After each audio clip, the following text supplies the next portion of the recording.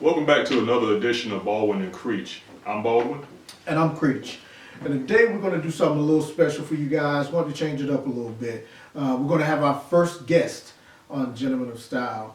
And what we want to do is find somebody who had a style of their own and who really could come and kind of show you another perspective on, what we've been talking about and what we do.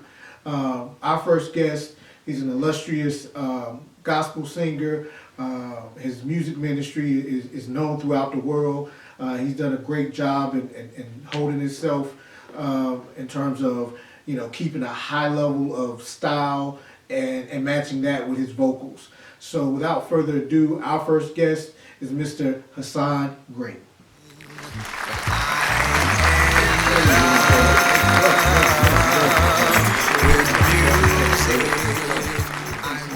So Hasan, I hear you travel the world and you're doing great things out there, and I hear you're a wonderful singer. So tell me, what's the first thing that influences your style that you can remember going back? What's the first thing that may have influenced you? The first thing.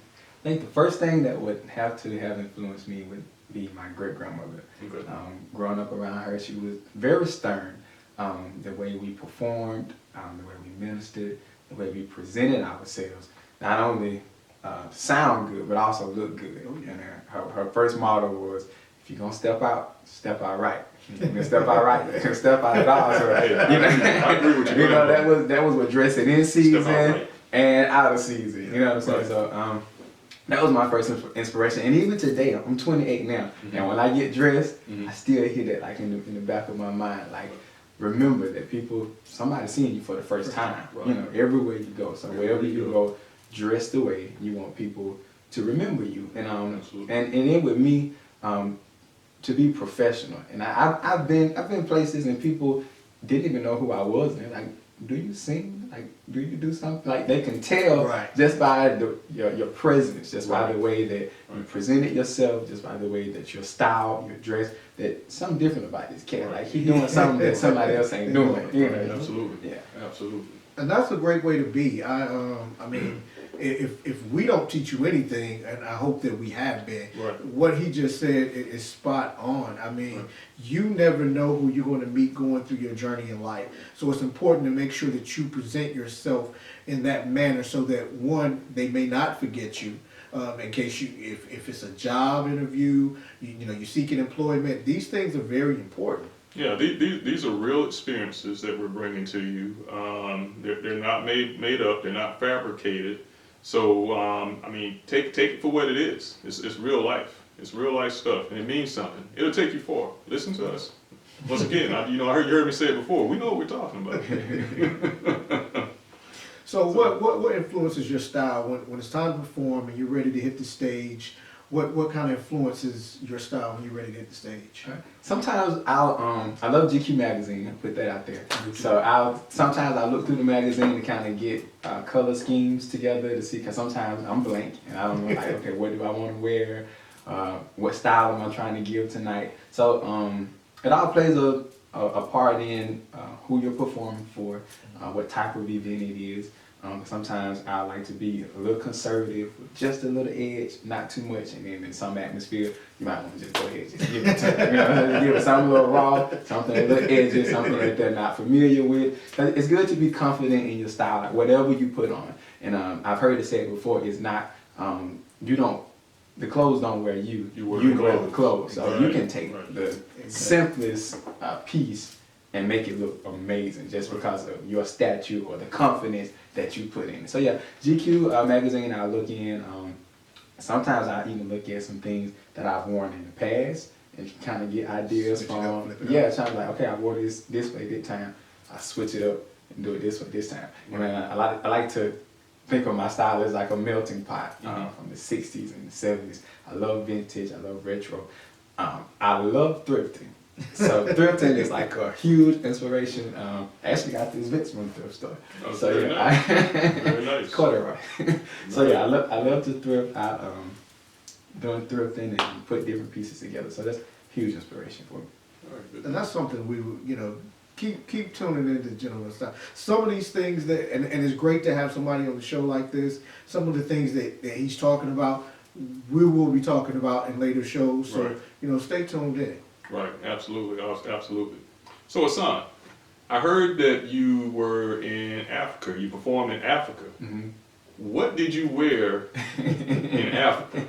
Well, it was in South Africa, so it's kind of a difference sometimes. So they're fashion forward, so I was able to still keep my own style Right. and just kind of mix it in with theirs. I love double-breasted suits, so double-breasted suits, vests, mainly suits and ties. I love bow ties. Right. Then the video I did in South Africa, so we had on like skinny jeans, there was dress slacks though, blazer and a V-neck. So it was like very similar to the States. Okay. Yeah. Okay. Good. You didn't have to change it up too much. Good deal. So while you were there, did you travel outside of South Africa, or was it just mainly? Mainly South Africa. Was there a certain city you were in South Africa? Multiple. Based in Johannesburg. Uh-huh. The label I was working with, they're based in Pretoria, Mhm. where all the video shoots and whatnot was in Johannesburg. And so the second time I went, I did have a chance to tour some of the cities, such as Pietermaritzburg. Mhm. I did go to Durban, Pretoria, Johannesburg. I didn't get to go to Cape Town, Right. but everybody says you gotta go to Cape Town. Right. Did go to Soweto, Mhm. so that was an amazing experience. Cool. Yeah. Cool. Sounds like it was. Yeah, definitely. So tell me this: your style and the projection of your style.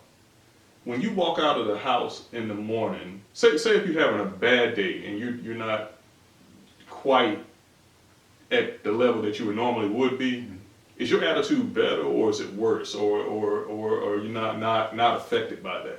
Man, I don't know. Give us some insight. I don't know what it is about clothes, about looking nice, about getting a haircut, but it makes you feel like a totally different man. You're gonna be having a bad day, you get a haircut, you put on some clothes, look in the mirror, you look nice, smell nice, it makes you feel good. Right. So it definitely plays a part. Like when I put my clothes on, if I don't, because I have options sometimes, like I have like 2 or 3 different things that I might want to do, and if I put it on and if it don't make me feel like, well, you bad, so, it don't make you feel like you're gonna stand out, not to be seen, but just that to be noticed. You know that when you're in a crowd, that people are gonna notice you. So if I don't get that feeling, then I'm like, nah, maybe I should do something different. But yeah, it'll definitely change your perspective or how you even feel about yourself. Yeah.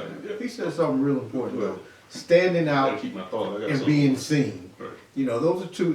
It may seem like it's the same thing, but it's totally different. Right. Yeah, it's totally different. It's totally different. What we're trying to do is help you stand out, not be seen. Right. It's not about as they like to say flossing and and doing that type of the whole swag thing.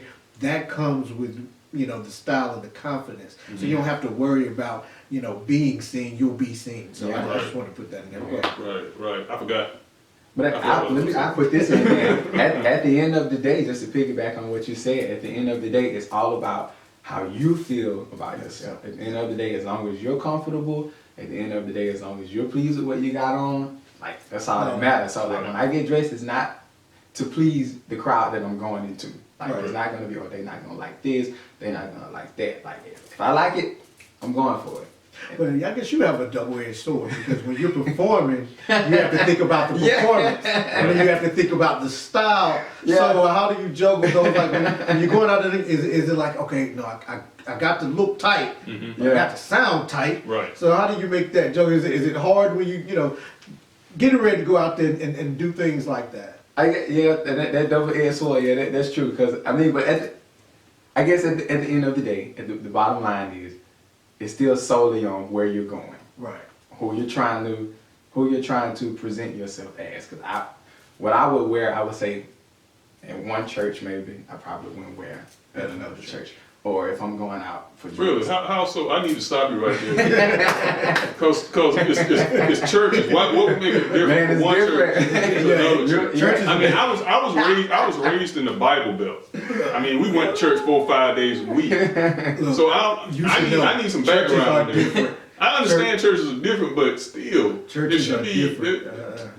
Because Go ahead. you'll have some of your more traditional churches, Right. your denominations that won't allow certain looks or certain images, or they may give you a certain look, or Right. certain, for Oh, okay, I see what you're saying. certain You type. go a little bit further. Yeah, so some- like with the modern day churches, Right. you can do jeans and a t-shirt Right. and some Chuck Taylors. Right. They'll Just be, sing. dressed down. But some churches they want you to have on a suit, they want you to have on a tie. Right. It's just not acceptable Right. at all. For some people, they come as you are. Some churches they're not going for that. Right. They want you to have on your No. Sunday go to Okay, meet. You're right. Look, especially if you're performing for us, we want, Yeah, because all the some time. people Yeah. they're just particular about who they put in front of their people. Right. So if you're going to be on the forefront of, especially on a larger scale, then they want you to be presentable out. Right. So Right. it depends on the audience because it may be a youth night, maybe a youth So event. that's- So like I that's said, true. it plays a part in That's who you're presenting yourself in front of. Exactly. Yeah. Exactly.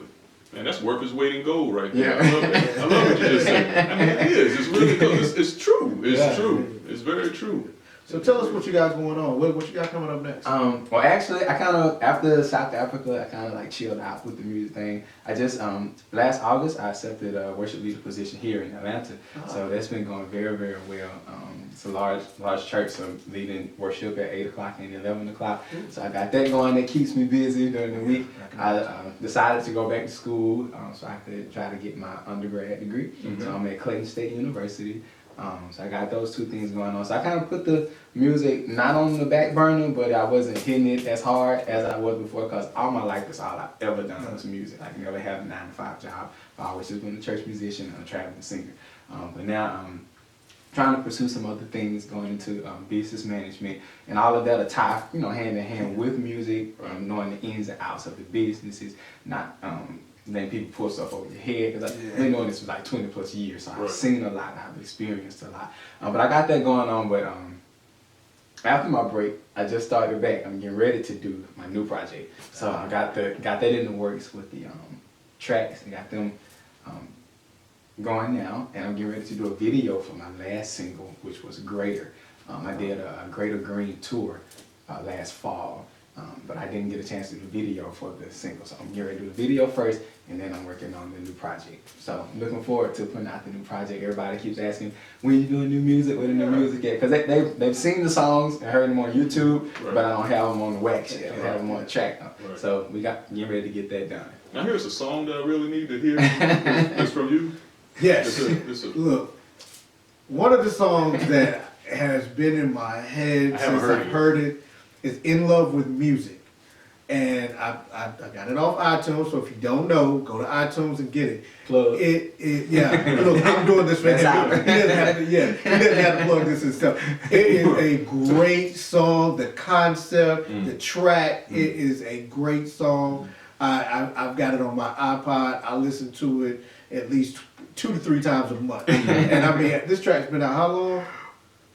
It's maybe 2013, I think. Right. It's 2013. been out a minute, Yeah. but I still listen to it. It's a great. I'm gonna turn him on to it. He's a little slow sometimes. I'm gonna hear it after this. Yeah, I gotta he's a hear little it. slow sometimes, so I got to turn him on. Yeah. But Keep me in the loop. yeah, you definitely got to make sure that you hear that track. If not, tell everybody where they can catch you at. All right, yeah, so you can get all of my music is available on all the online digital stores, your iTunes, Amazon's, Google Play. If you can search my name, you can find me. It's Hasan Green.